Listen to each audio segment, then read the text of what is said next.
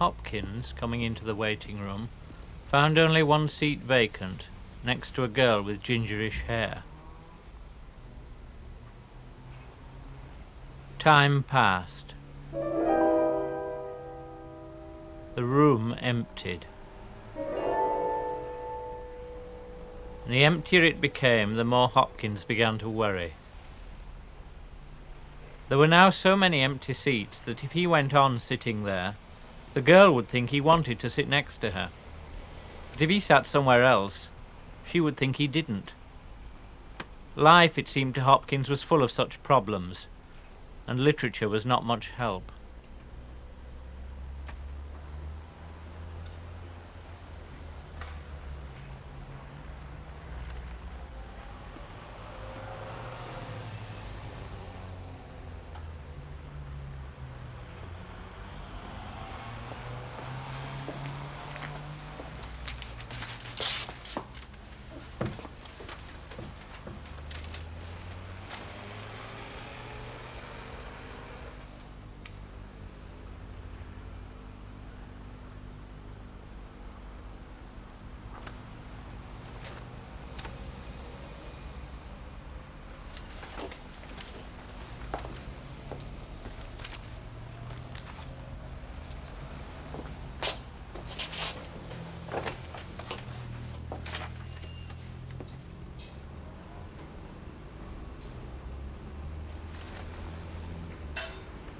And before you know.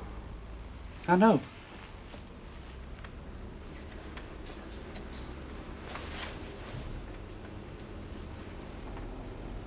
They've sent my sputum to Newcastle. Newcastle? What for? These tests. Seems a long way. Well, they do that now. It's all this decentralisation. Underdeveloped areas. Light industry. The bogey of unemployment.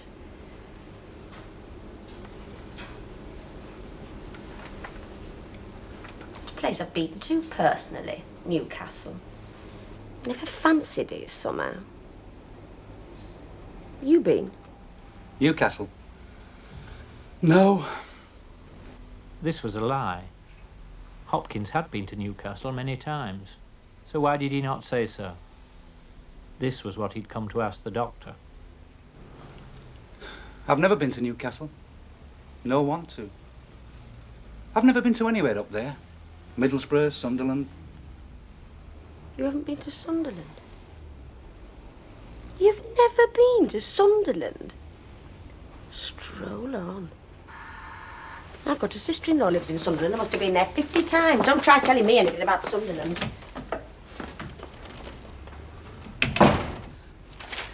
I'm always doing that. People.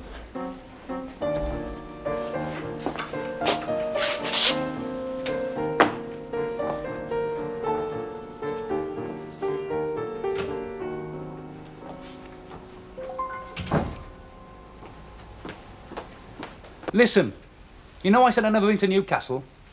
Well, I have. I've just remembered. I've been to Newcastle on at least 27 separate occasions. You're sending me to a specialist. I'm being sent to a specialist.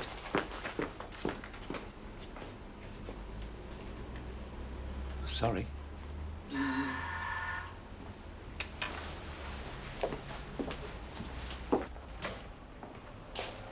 Come in, Mr. Hopkins. Sit down. You notice that we have an alien presence. This is Mr. Willard. Mr. Willard is a medical student sitting in on my surgery. We're just initiating him into the horrors of general practice, eh, Mr. Willard? I take it you don't have any objection to him just sitting there. And, of course, even if you did have, you wouldn't dare say so, would you? Well, now, Mr. Hopkins has been my patient now for quite some time. Let's see, 2 years? 2 years. And in that time, he's made fairly frequent visits to the surgery with a variety of complaints. I see here you first came along complaining of tightness in the chest. Chest and heart subsequently examined, quite sound. And then discomfort in the abdomen, a feeling of fullness. Our old friend migraine, and even complained of pains in the neck. Again, without discernible physical origin. So, in short, pains in various departments, but never anything we could quite put our fingers on, eh? And I think we more or less decided last time, didn't we, that Mr. Hopkins' problem is psychological, even psychosomatic. Nonetheless real for that, of course, but mental rather than physical. And Mr. Hopkins is a lecturer at the Polytechnic in economics. English literature. He has no financial problems. One of those fortunate mortals tied to the cost of living, and indeed index-linked. He should be laughing. And plainly isn't. Now, why? Mr. Willard, any thoughts?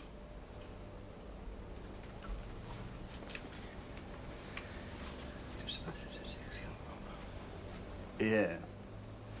Yes. Mr. Willard, with the outspokenness of youth, wonders if this is perhaps a sexual problem. But I'm afraid he scores no points there, does he, Mr. Hopkins? No, Mr. Hopkins and I went into all that pretty thoroughly. And it appears that while he's not married, wise man, Mr. Hopkins does have a lady friend with whom he gets along, if not like a house afire, certainly... Quite well. Not famously, but quite well. So, no worries at home, no worries at work.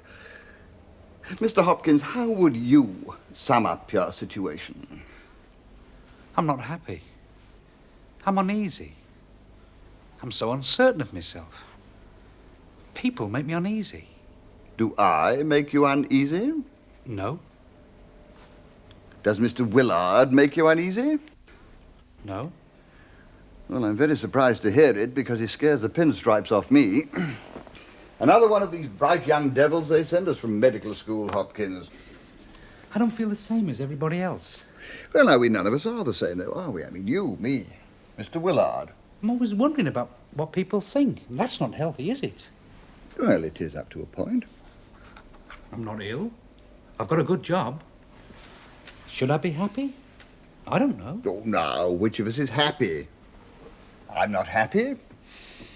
I don't think friend Willard is happy. Quite.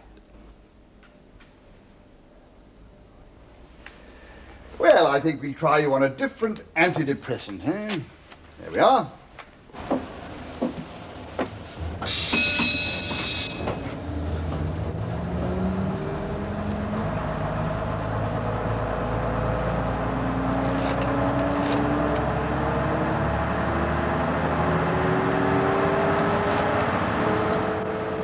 Hopkins was never without a book. It wasn't that he was particularly fond of reading. He just liked to have somewhere to look. Head row, please. 15. What's your book, love? Any good? Not really. Well, you can't win them all. A book makes you safe, shows you're not out to pick anybody up. With a book you were harmless. Though Hopkins was harmless without a book. I know. Now she thinks he's talking to himself. Now she thinks he's trying to pick her up. I wasn't trying to get you. I was actually just trying to get my book. I've come to a really funny bit. It's hysterical. Is it fiction or non-fiction? Virginia Woolf. Is she funny? Killing.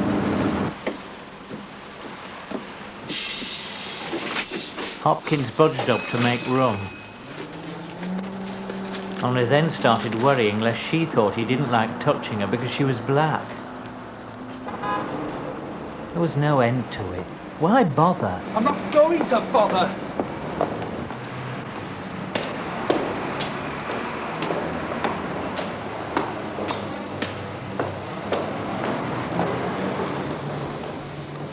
You want to be like me?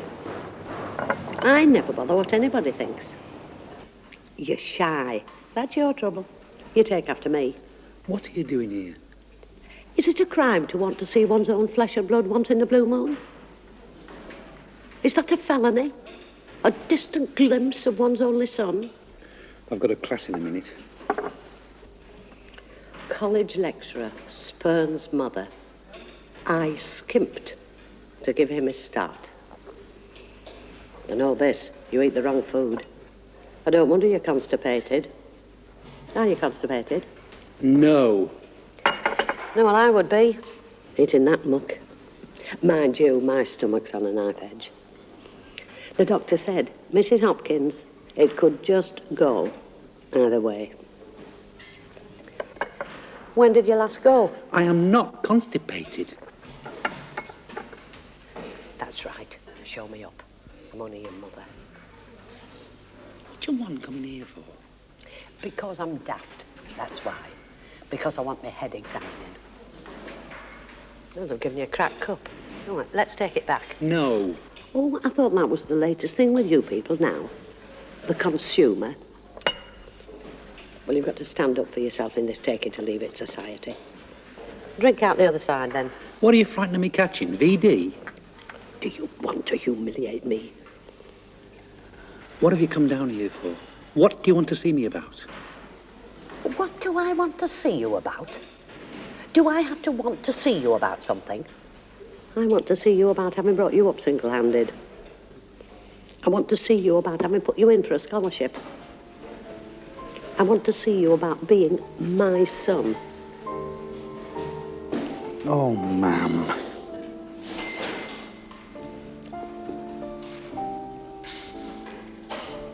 Is that her? Who? Your girlfriend? I haven't got a girlfriend. Well, who was it Mrs. Goodall saw you with? She's a girl. She's a friend. She's not a girlfriend, Mrs. Goodall. I don't know why you patronise this place. They don't even run to a toasted tea cake. I said, I want a toasted tea cake. She said, did I mean a cheeseburger? Yorkshire, the home of toasted tea cake. I mean, you shouldn't have to spell it out. It's barbarism. And it's not clean. Look at that sauce bottle top. That's a mecca for germs. You'd think they'd run to a dispenser. It's hygiene right out of the window. Before you came in, I paid a visit. That toilet's a real hellhole. Life for Hopkins' mother was a canopy slung between three poles. Dirt, disease, and the lavatory. Ma'am, now you're here, can I ask you something? Why did you call me Trevor? You christened me Trevor. Why? After 35 years, you asked me why we called you Trevor. Well, why? Because your dad and me chose it. That's why. Because it's a nice name. Well, I hate it. I hate my name. I think that's what's wrong with me being called Trevor. I mean, I'm not a Trevor, am I? Couldn't you see that? At 6 weeks old? I'm a Charles, a James, a Martin even, but I'm not a Trevor. You're our Trevor. Trevor was what he was called. Trevor was not what he was. In the entire history of the world, Hopkins could recall no one of note who had been called Trevor. You're in the outside lane before even a pistol goes. I mean, it's not Trevor Proust, is it? Trevor Sibelius, Trevor Strachey? Lenin, Stalin, where would they have been if they'd been called Trevor? Well, what about Mrs. Beaver's son? He's called Trevor. And he's the Northwest area manager for Kaiser Bondor. Trevor hasn't stopped him getting to the top. Trevor? Don't keep on saying it. Blaming your name. Or if you were called Doris. I am. Oh, I see the president of Romania's mother's died. Oh, there's always trouble for someone. How's your work going? All right. All right. Well, you wouldn't understand if I told you. I might. You underestimate your mother. All right, I'll tell you. I'm working on an article on culture and expropriation in the novels of Ian Forster. That woman's just put a sandwich in her handbag, and she's got a fur coat on. Because I'd have been educated if I'd stopped on at school. The teacher always read out my compositions. You get it all from me. Your dad never opened a book in his life. Bless him. I'll have to go in a minute.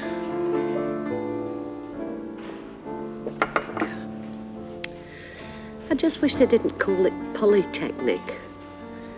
Why can't they call it a university? I tell people you're at the Polytechnic and they think you're teaching woodwork. Not married at 35 and sat here with his mum. What did it look like? Hopkins knew only too well what it looked like.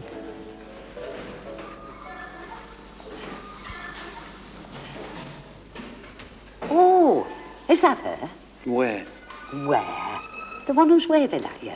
Wave?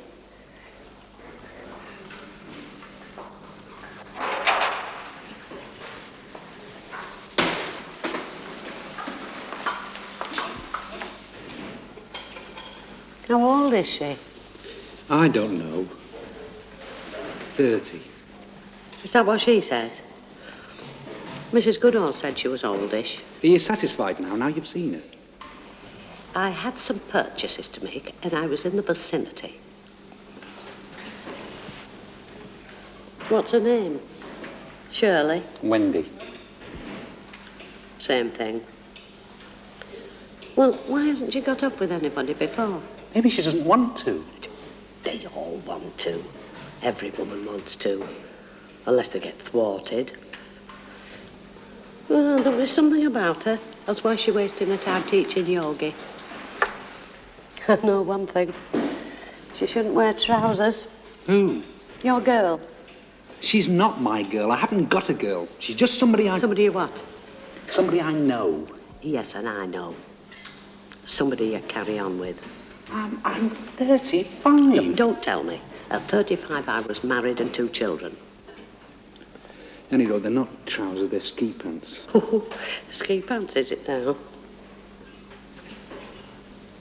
She's not one of these lesbians, is she? What do you know about lesbians? You'd be surprised at what I know. There's more in my head than Ned's. Well, there was a talk about them on Woman's Hour.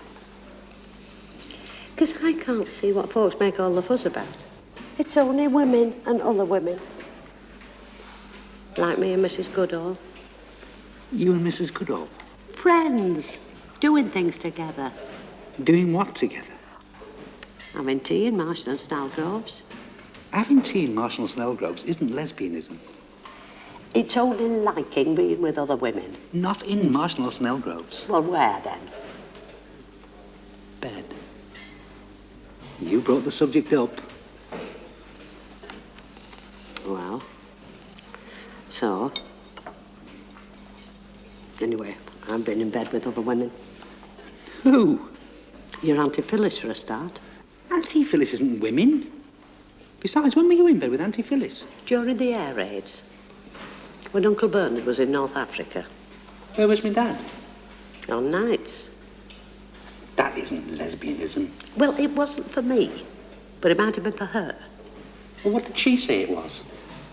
Nerves. Andy Rod, you seem to know a lot about it. Lesbianism? Yes, well, I've come across it in literature. Yeah, well, I hope it is in literature and not in Halifax. Of course, it's all right if you're educated. That makes it all carte blanche. Well, I was the one who wanted you educated, and you want to remember that when you're running your mother down. I don't. And you're not, are you? What? That. Lesbian? No. The, mother. Ma'am, I'm nothing, ma'am.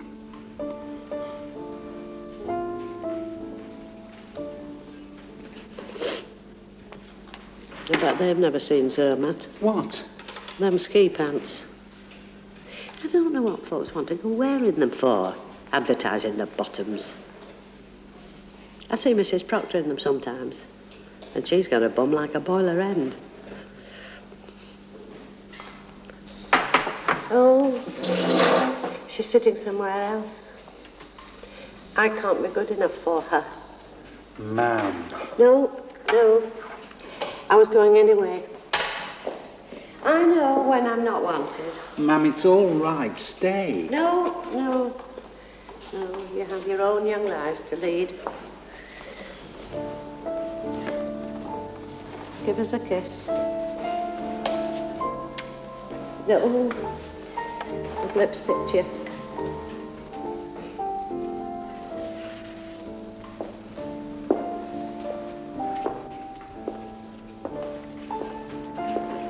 Mrs. Hopkins had it in mind to pause momentarily by Wendy's table in order to give her a smile of infinite pain and resignation. A smile which would say, "Be gentle with him, Wendy. I am his mother." But Wendy was busy rubbing a bit of yoghurt off her blouse, and so the moment passed.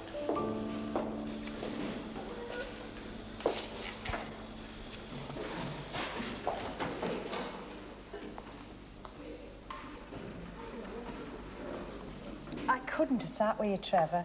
I wanted to, but I just couldn't. Mother and son, you made such a nice picture, so complete somehow. And such a good, simple face. It shines out. You've got yoghurt on your chin. Hating his name, Hopkins had found someone who said it 103 times. What was she saying? Ma'am, she was saying how Auntie Phyllis and her had this lesbian relationship. Trevor. How wonderful. And how wonderful she was able to tell you. But that's wonderful. You must be very close. It's sad how those nearest to us are in some sense the furthest away. How we see them as parents, mother, capital M, father, capital F. Not people. Small p. Exactly. And whereas you and I probably assume that so-called deviant relationships are confined to the more intellectual sections of society, there's no reason why they shouldn't occur lower down the social scale, where people are more instinctual. Your hair's in your muesli.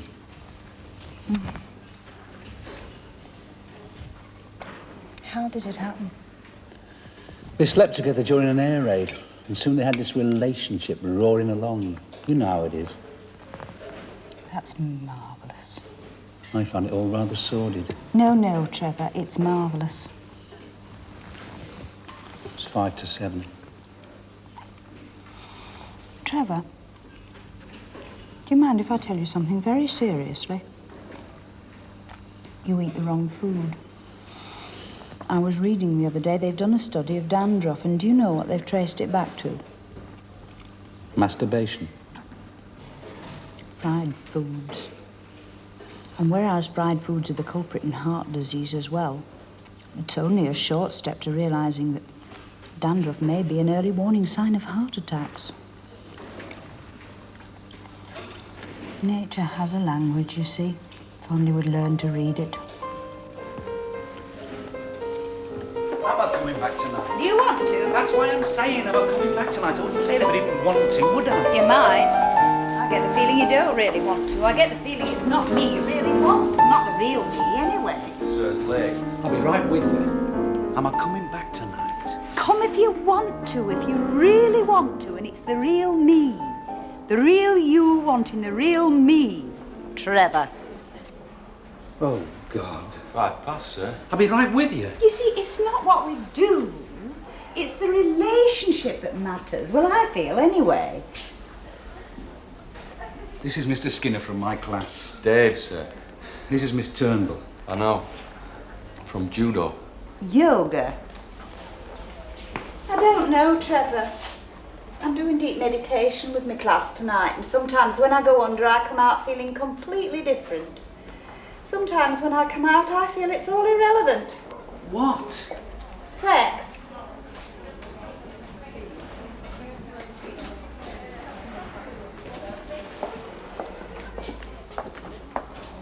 I'm going to talk tonight about that group of writers, painters and friends that we call a Bloomsbury group. And in particular, about the work of 2 novelists, E.M. Forster and Virginia Woolf.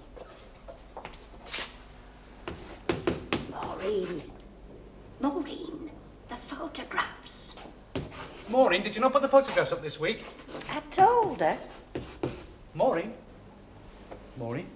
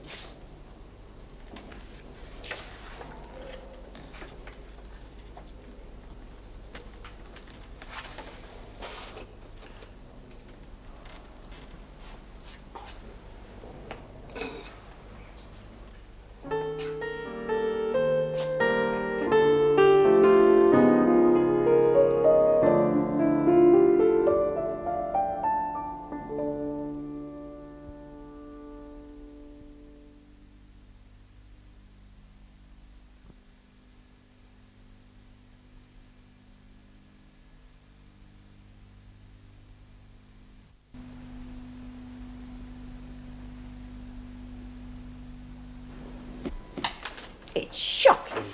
Wicked. Wicked? It's bloody blasphemy.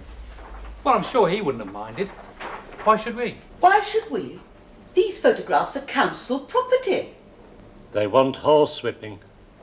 They want taking out and horsewhipping. It's only a joke. A joke? Is twopence on the rates a joke? Because that's what this sort of thing is costing the local authority. They want taking out publicly, their trousers taken down, and horsewhipping. Mr. Hopkins, could I borrow a bit of your carnation water? Never mind, Maureen. You know what I blame? These felt-tip pens. Yeah, we should have stuck to stone tablets. Them aerosol things. It only takes a couple of squirts. Squirt, squirt, and it's an obscenity. Squirt, squirt.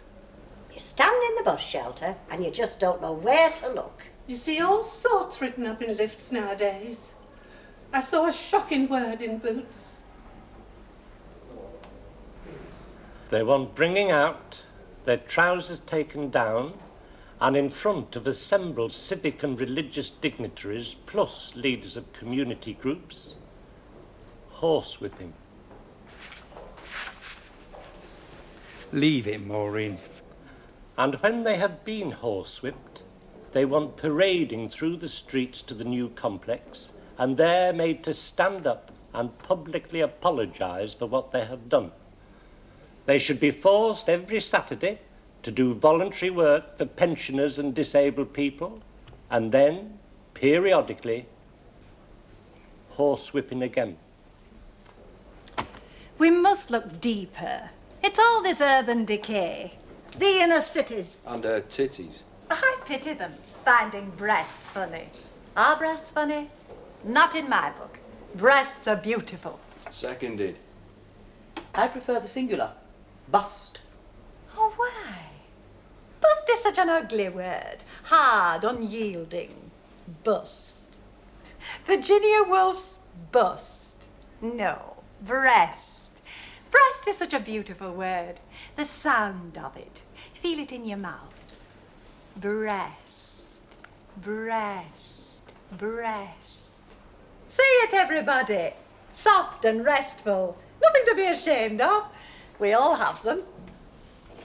Mr. Hopkins, I think I may be able to get his cigar off. It doesn't matter, Maureen. Sir, sir. Yes, Skinner. Dave, sir.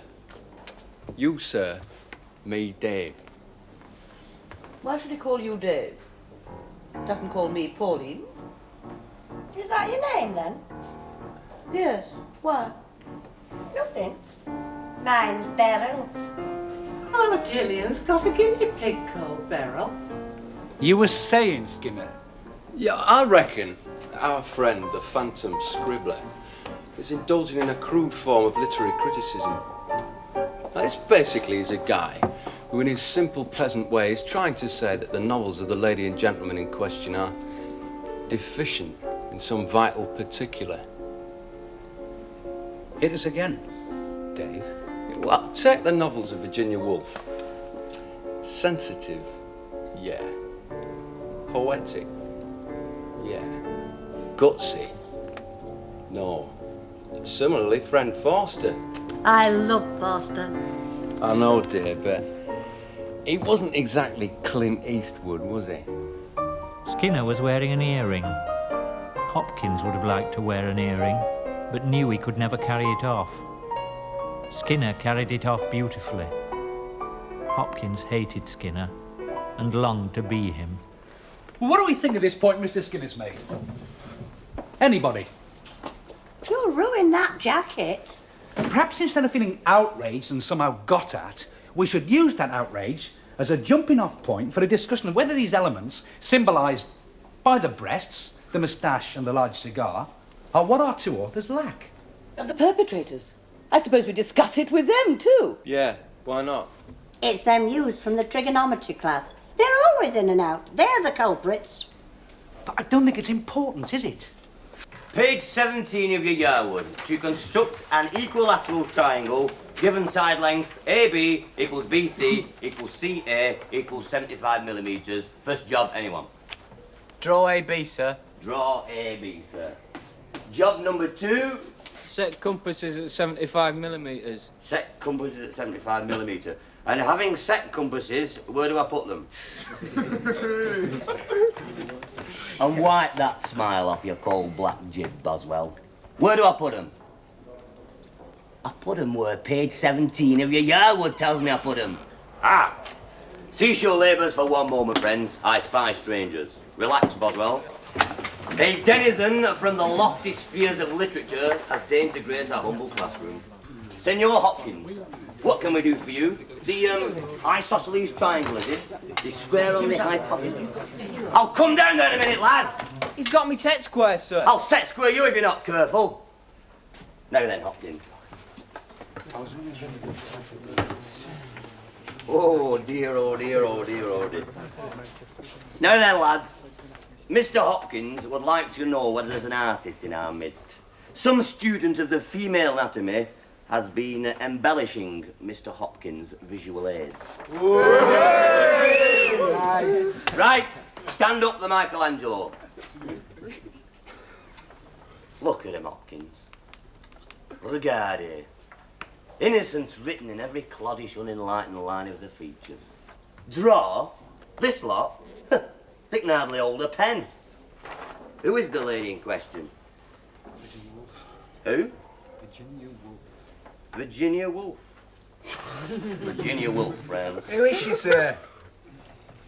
Tell us, Hopkins. Expound. She's a novelist.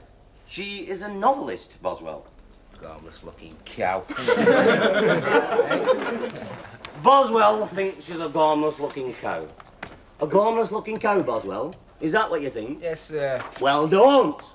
Understand me? Let your skeleton grow heavy, but your body light. Take the left side of your face to the left, the right side of your face to the right. Take the back of your head to the front of your head. And in your own time, let the silence in. Slowly open your eyes and let the peace in. Open your eyes to the utmost. Open your ears to the utmost. Your skeleton grow heavy. Could I have your full attention for just one moment? Did anyone here do this? Speak up. No? Right. As you were. Carry on.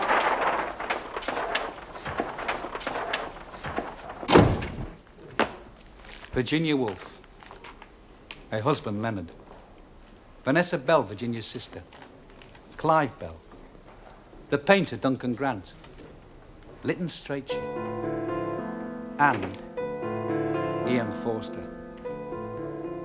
Hopkins saw what vicars must feel like, Sunday after Sunday. The same people, the same sort of people. Single ladies, widows, sad men, refugees from life.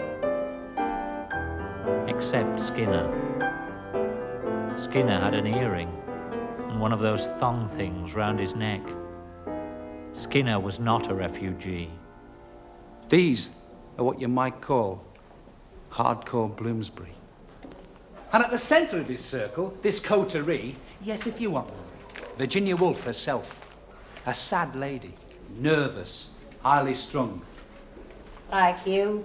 Who must always be asking, what is it like to be me here now? Oh. But it is ironical that a writer who struggled to set down the moment in words and make it free of time and circumstance should be chiefly remembered as part of that time and those circumstances. The centre of that circle, that coterie. Yes, Mom. Set of persons associated by exclusive interests.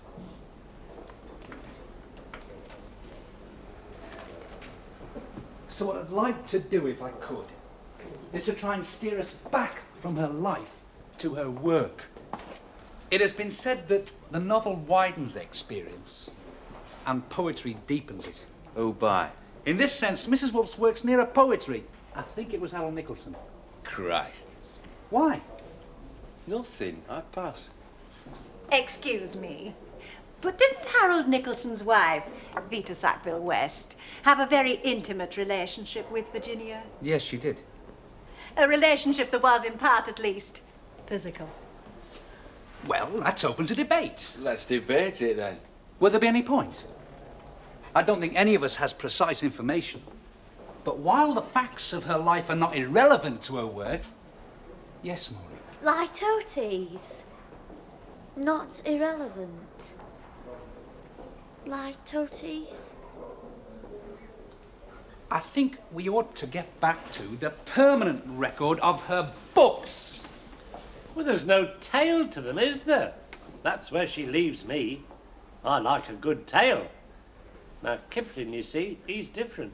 Oh, here we go again. He always tries to get it back to Kipling.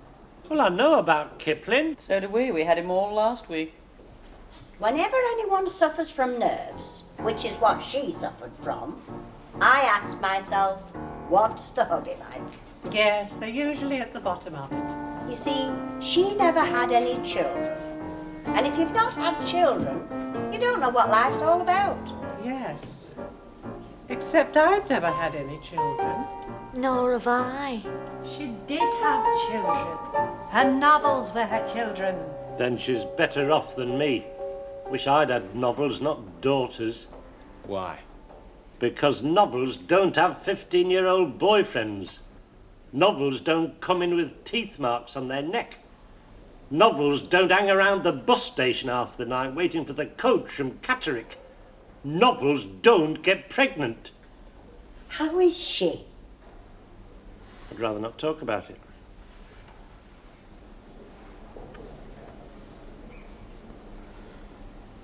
In general, her books are very decorous. She's concerned with feelings, impressions rather than actions. In the novels of Virginia Woolf, we do not expect to come across a scantily clad blonde standing over a body with a smoking gun in her hand. Any more than in the novels of Ian Foster do we follow a trail of discarded undies towards the bedroom. Undies do not lead to bedrooms, nor marriage to mayhem. So if, in the novels, there's not enough of what we euphemistically call life, no, Maury, are you looking up euphemistically? Well, don't, love. Look up life. Life? Life? Well, we all know what that means. She didn't. That's what she was always asking. What is life like? Listen, Virginia Woolf had been born in Brighouse. She'd never have got off the ground. Is Brighouse the yardstick, I ask myself? It is for me. There's a lot of these authors, and her in particular, I get the feeling would have despised me. I mean, I think I'm doing them a favour reading their books. I jolly well know she'd have looked right down a snitch at me. Whereas it's funny. I don't get that feeling with Kipling. Oh, God. We go to literature for different reasons. Entertainment, enlightenment, for inspiration, for consolation. A book can be a window on the world, a lens to magnify or focus. But there is a sense, too, in which, as you say, the process can work in reverse. Books are a window on ourselves, a lens under which we, and not the world, are examined. Can we live up to them? Are we worthy of them? We feel got at by books, disturbed. Our lives are called into question. In that sense, we not only read books, books read us. Yes, Maureen. Life. State of functional activity and continual change, peculiar to organised matter. Being alive. 2. Energy, liveliness, vivacity, animation. 3. Period from birth to death. Phrases as true to, as large as, Forget the fright of ones, the and soul of the party. This is the water, not on your, the time of ones. Never mind. It goes on. You bet.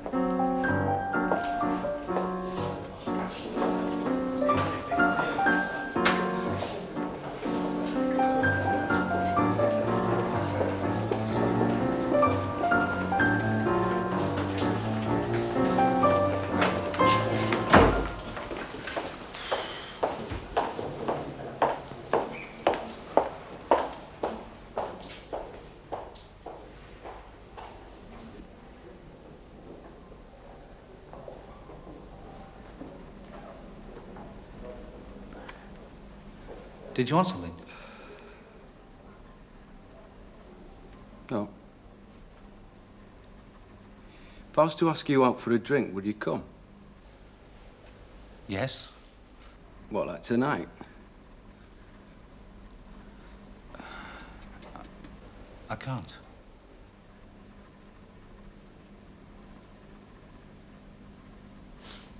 Skip it.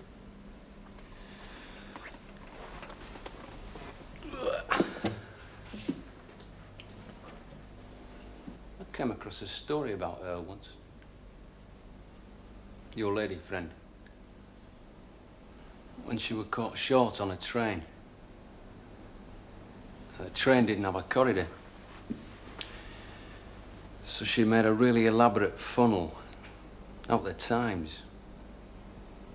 So she could do it out the window.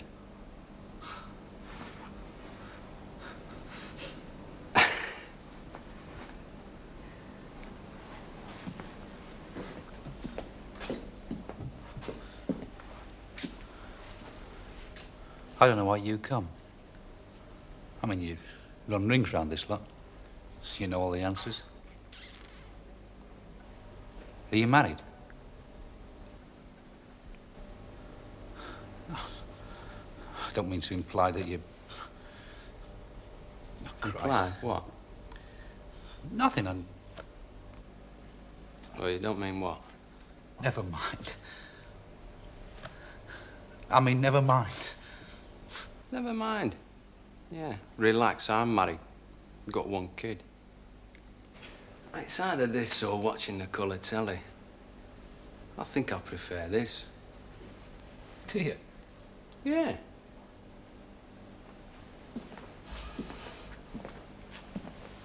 Tear it up. You reckon? Yeah. That's council property. Well, love, was it worth it? Look at the figures.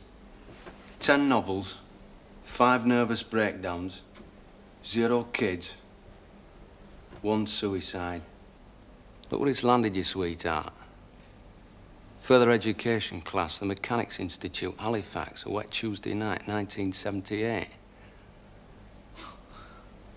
Here it is. Posterity. Sure, I'll fancy that pint. Oh, yes. Ditch it. I can't. Let's all go. Have a threesome. I don't think that'd be a good idea. Maybe next week. Sure. I don't have a tight schedule.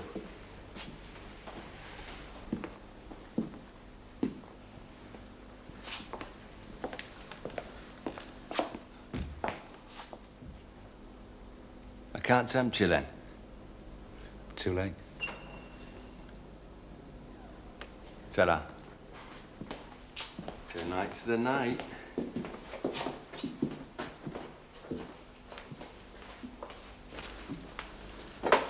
Don't like him. Do you like me having my arm through yours? Yes, it's only an... What? I'm busting. Oh, go then. I can't hear, it's a matter.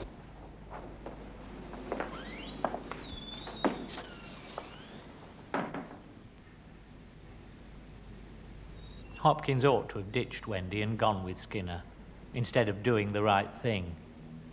He did not know it, but he now loved Skinner, Doing the right thing is not always the right thing to do. Still, at least the lavatory was empty.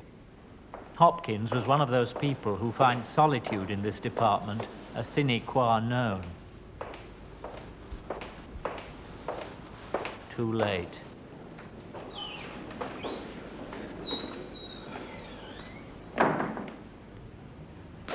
With anybody there, he could not go. While his neighbour discharged in a confident Niagara, all Hopkins could do was wait. In one stall, the mighty Zambezi, in the next, the Aswan Dam.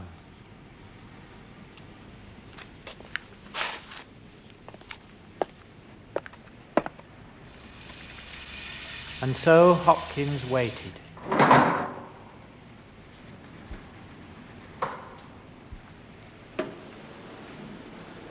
This toilet's only a stone's throw from the West Yorkshire Constabulary. You're playing with fire.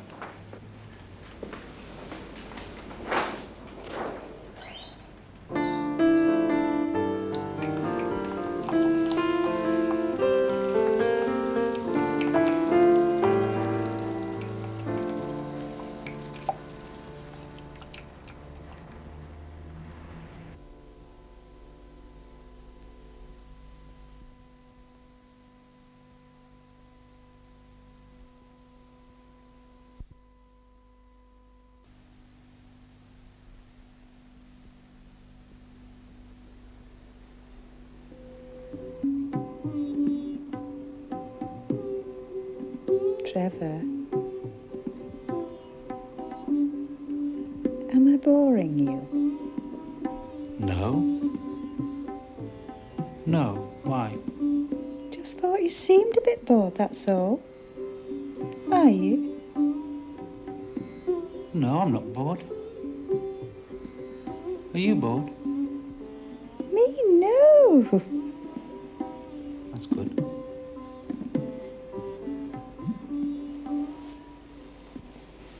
Trevor, What?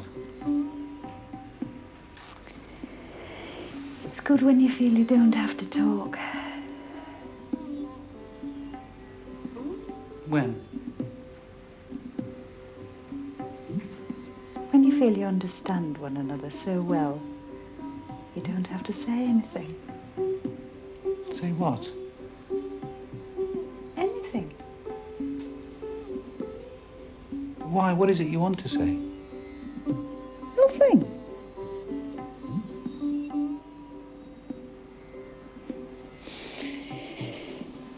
My parents had that. What? This unspoken understanding. They used to sit with each other in utter silence. Each knew what the other was thinking. So there was no point in saying it. Of course they spoke sometimes, I'm not saying that. Factual information. Yes, I suppose if the system was overflowing, somebody'd have to speak. What if the cat had been sick in the piano? You stamp on poetry, Trevor. Trevor, What? I think when one is married, She meant we. and I don't mean we, I think when one is married, it is terrifically important for one's children to see one naked. Don't you think so? No. Up to a point. One of the saddest things in my childhood was that I never saw my father naked. And now it's too late. He's not dead. No. But he's got a plastic hip. Oh, one ought to be able to see that the body has its own special beauty at every age. Not merely the bodies of the young. The middle-aged body. That has a beauty. The aged body. One of the most beautiful people I've ever seen was... You won't believe this. Gandhi. Wasn't exactly sexy, though, was he? Have you ever seen your mother, Bear? I don't want to think about it.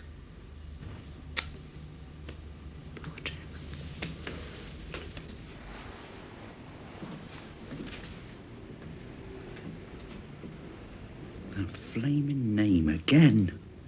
Did he say he couldn't stay all night now or afterwards? Afterwards. I can't stay all night. What did you say? Nothing. Why? I've got to teach first thing. So have I. I've got to get my laundry ready. Oh, why don't you say to hell with me laundry? Live, Trevor. Live this.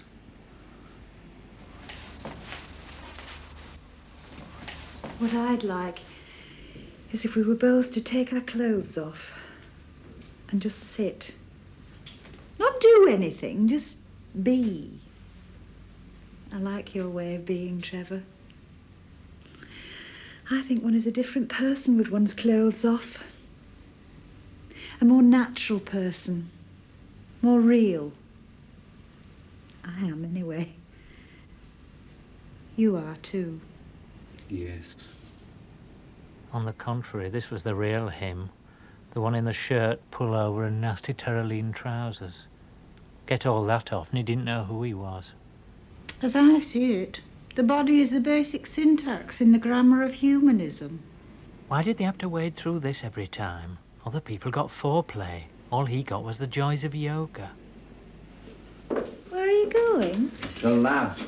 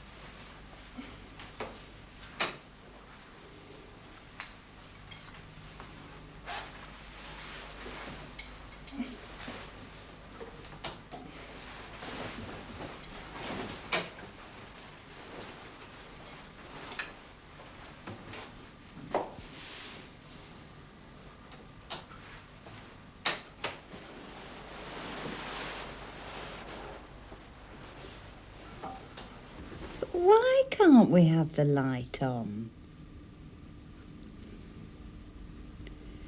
I can't see my hand in front of my face. It's not in front of your face, is it? I want to see you, Trevor. I don't want to see myself. I want you to see me. What for? Trevor, I want to see you seeing me. Well, I wouldn't anyway, would I? Light or no light? I've not got my glasses on. Trevor. Wendy, What, Trevor? would you mind not saying my name so much? Why, Trevor? There, that, Trevor. Like that. Try not to say it so much. Why? Darling. Not darling either. Well, what am I to call you? There, that, you. Call me you. Trevor. A yoga instructress and supple as an eel. She would do anything. Some people would give their right arm to be here. What's the matter? You're lying on my right arm. Sorry. What Hopkins wanted, it was only part of his problem, but what he wanted was someone who didn't want him. He had such a low opinion of himself that if someone wanted him, that must mean they weren't worth having. Why? Why what? Nothing, I was just being cosmic. Oh, Trevor. What? Trevor, What? I couldn't put on some Bruckner, could I? Yes, anything.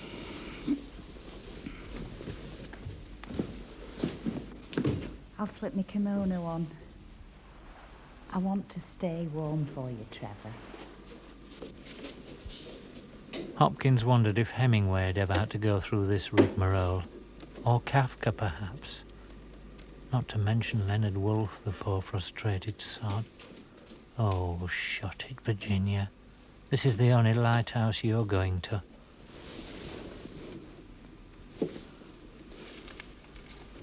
What are you thinking about, Trevor? Virginia Woolf. You're a true scholar, Trevor.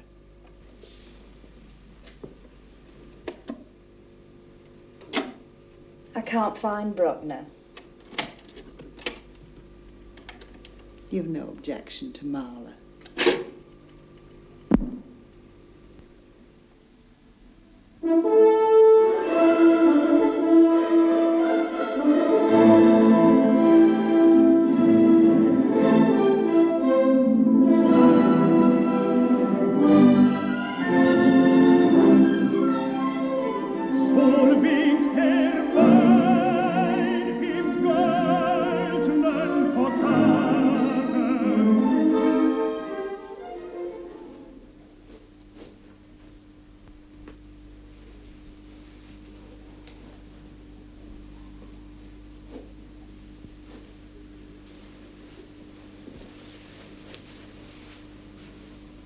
So, that was that particular formality completed. His temporary membership of the human race. For half an hour, maybe, one joined. Got a green card. Was like everybody else. We have seen the lions of Longleat. Night, night.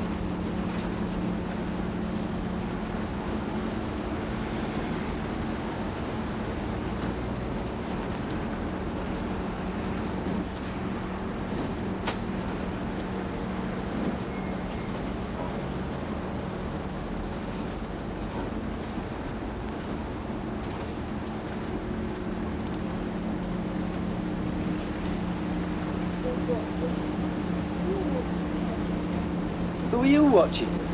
Me? Just watching. Yeah. Oh, my pale life.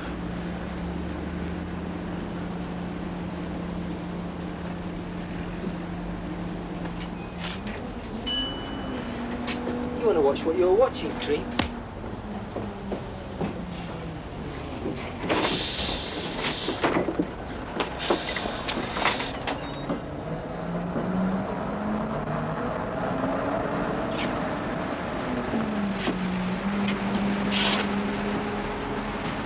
Bleeding, man. They must go past the infirmary. You want to drop us by the infirmary, man? Another 5, please.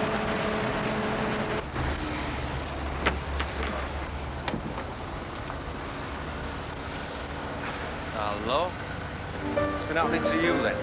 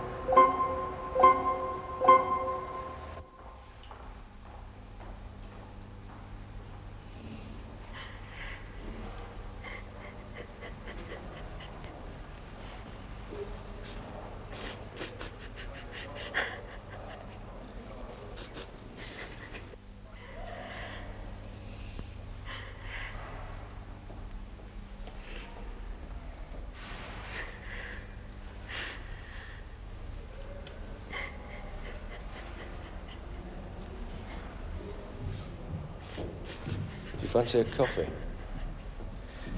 Yes.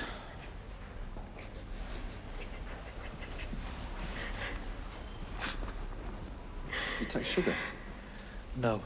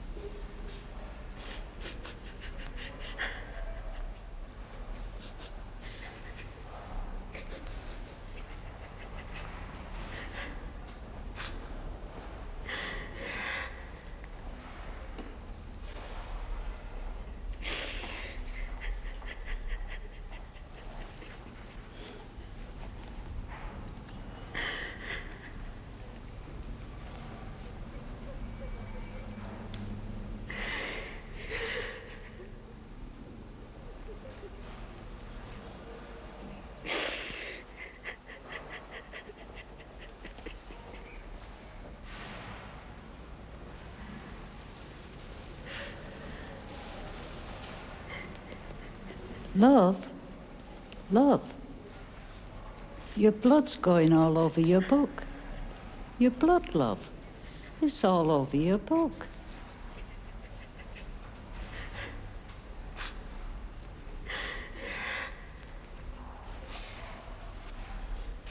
Hopkins felt sick. He had a headache and his nose hurt. The woman crying embarrassed him. The evening had not been a success. He put away his book. It would be months before he opened it again, but when he did, and saw the blood blotted on the pages, he found he looked back to that night as a happy one. Without believing in corners, that night he had turned one. What's up with her, do you think? Something had happened. I don't know. Never mind.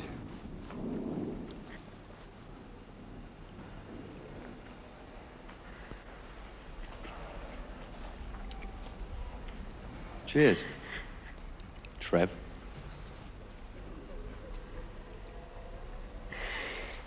Cheers, Dave. I'm not ashamed to reveal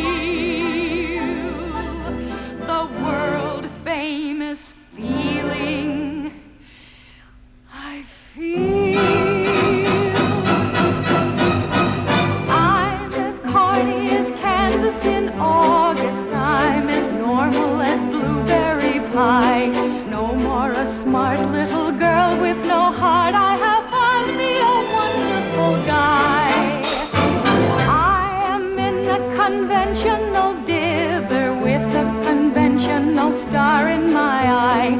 And you will note there's a lump in my throat when I speak of that wonderful guy. I'm as tried and as gay as a daisy in May, a cliche coming true. I'm bromidic and bright as a moon-happy night, pouring light on the dew. I'm as corny as Kansas in August, high as a flag on the 4th of July. If you'll excuse an expression I use, I'm in